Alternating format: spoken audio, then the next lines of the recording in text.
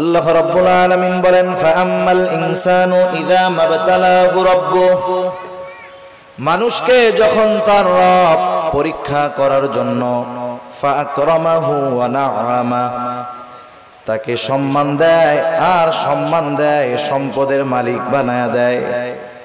একটু খেয়াল করেন, আল্লাহ তাআলা বলতেছেন মানুষকে পরীক্ষা করার জন্য যখন তার রব তাকে সম্মান দেয়, সম্পদ দেয়, তাকে নেয়ামত প্রদান করে, সে নামাজ না পড়ুক, রোজা না রাখুক, সে মানুষের কাছে বলে বেড়ায় ফায়াকুলু রব্বি আকরামান, আমার রব আমাকে সম্মানিত করেছে।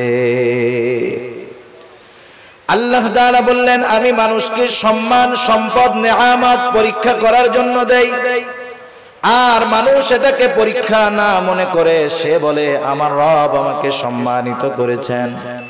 প্রথমত একটা জিনিস আমাদের ক্ষেত্রে ক্লিয়ার হওয়ার প্রয়োজন, আল্লাহ তাআলা শুধু অভাব, কষ্ট, দুরবস্থা দিয়ে মানুষের পরীক্ষা নেন বিষয়টা এমন নয়, বরং সম্পদ, সম্মান দিয়েও আল্লাহ তাআলা পরীক্ষা নেয়।